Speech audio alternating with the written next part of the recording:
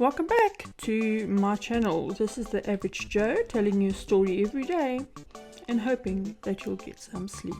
So let's continue with our multi-parter, a short story submitted on Reddit under No Sleep.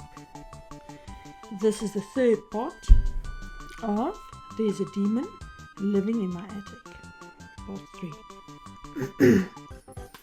Things started to go south when my cousin Eliza decided to pay me a surprise visit. Pandora knew that I enjoyed a quiet lifestyle, that my only visitor was Mr. C, who knew better than to enter the house, and that my stern parents would rather slit their throats than show up unannounced at someone's house. Eliza and I weren't particularly close because, despite being my cousin, she was several years older than me, so I saw her more as an aunt. She was that member of your family that always ends up taking care of the elders, or who cooks for you when you have a horrible flu, the type of person that would always go the extra mile for an act of kindness. Unfortunately, this extra mile almost cost Eliza an eye. I mentioned before that my property has a gate, but it's more of a glorified fence, just a short thing that keeps the hens from escaping to the road and prevents that the cars get too close and run over my animals. In other words, it's pretty easy for an average adult to just jump over it. I was still in bed when she crossed the small gate, one of the rare occasions that wasn't up yet by 11, because I had a bad migraine that had been lasting a few days. Damn it! The already familiar voice of old lady ringing in my ears. Stay there and cover your head, madam. Something's coming. I complied. I didn't pay a lot of attention to the footsteps as they weren't particularly heavy or scary.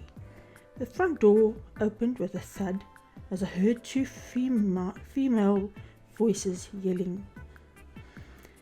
You fucking bitch! No one allowed you in! What is that? I recognized my cousin's voice as the second woman. Afraid to break Pandora's rules, I asked my bodyguard ghost to immediately explain the situation and asked Pandora to stop. Melinda, are you there? It's me, Eliza. Whatever the fuck happened? She cried a little, 2 rooms away. I just brought you some food because your mother said you have a migraine. I can't recall a time that I felt worse for someone else's kindness. I ran towards the entrance and saw my really nice cousin, all disheveled, sitting on the floor with a line of blood running from her hairline to the side of her face, protectively holding a casserole, all draped in a pretty dishcloth like it was her newborn son. One of her eyes was black and swollen, and my heaviest frying pan, a cast skillet made entirely of iron, sat sadly beside her. Slightly deformed on the farther side of the room, Pandora stood, menacingly, still holding her usual weird weapon and growling like a rabid dog. Bitch can't see me or hear me if I don't want her to, Pandora informed in a very scary tone. Tell her to call beforehand like a normal person, or at the very least stand by the gate, unless she'd love to lose her stupid head the next time. She then disappeared. A part of me wanted to scream in frustration at Pandora, but while horrible supernatural things roamed around this house, given the situation, I won't say that she was wrong to attack anyone who entered our property uninvited, but she could at least show regret for hurting someone innocent and unsuspecting. Besides, it would be really hard to explain to Elisa why I was yelling at the walls on top of everything I had to deal with. I helped my cousin get up and convinced her that she absolutely needed urgent medical attention. I apologized profusely and started putting my shoes on to drive her to the nearest hospital, but she just shook her head sadly. My mom is in the car. I jumped your fence so you could open the gate for us to let her in because the doorbell didn't work, but now I guess she'll drive me. She placed a casserole in my hands, defeated. I'm so sorry, Eliza. Thank you for being so kind. I hope we can catch up another day. I awkwardly circled around her, trying to come up with some excuse as to why a 6-pound skillet went flying straight to her cranium the moment she entered my house.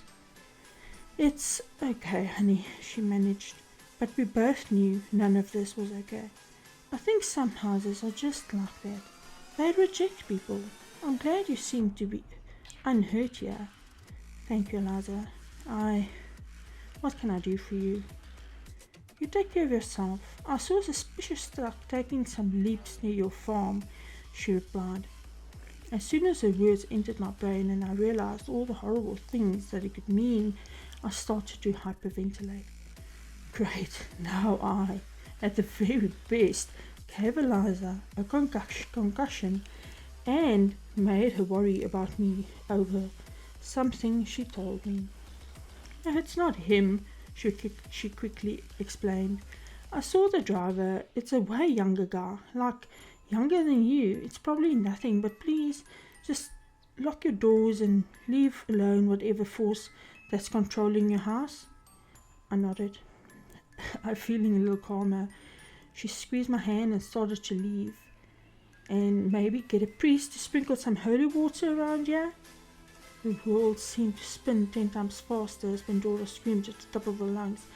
Come back here again, I'll kill you, stupid bitch. And judging by how Eliza twitched in fear and ran across my yard without looking back, I knew that this time my housemate meant to be heard. We were both sour when I went upstairs to feed Pandora her lunch an hour later. Her because someone violated her rules, me because she was being unnecessarily mean and putting me in a hard situation. Good afternoon, asshole. She gave me a careless greeting. Just leave my next chickens on the kitchen table and I'll grab them myself. We won't be on talking terms for a while. My eyes filled up with tears, but I kept my dignity and didn't say anything. If someone enters your yard and you have a violent dog, it's your fault that the person got hurt, right? They had no business trespassing, but you can't blame the animal because it's just how it is. That is nature. The stupid one for me, for thinking of a demon as a friend when she was far more intelligent. It's funny how the human mind works. During daytime, I kept busy, and I even felt more joyful than not. But as soon as I lied in bed, I started having a bad panic attack. It happened for a few nights after my cousin's incident. I was at the same time worried about my family's reaction, frustrated at myself for treating a demon like I treat any girl around my age that lived with me, and scared about possibly being stalked. It's okay, madam. Soon she'll act like nothing happened and be nice to you again. Old lady tried to comfort me. It was the first time one of the ghosts talked to me without being ordered to by Pandora. Shh, you can't talk all out of turn. The master can hear all of our thoughts. Goofy voice whispered, concerned. It's fine, stupid head. She's not home. Although the friendly ghosts did their best to help me, my nights were restless, filled with cold sweat and waking up screaming. 5 nights after our fight, I was in the middle of a nightmare, sweating and whimpering. Like in most of my horrible dreams, I was being stalked and tortured by my ex. Then his face turned to a younger man I didn't know, but they never stopped hurting me. Suddenly I felt half-conscious, like a light state of sleep paralysis. There, housemate. Have better dreams now, will you? Pandora spoke softly, as she patted my head like an older sister.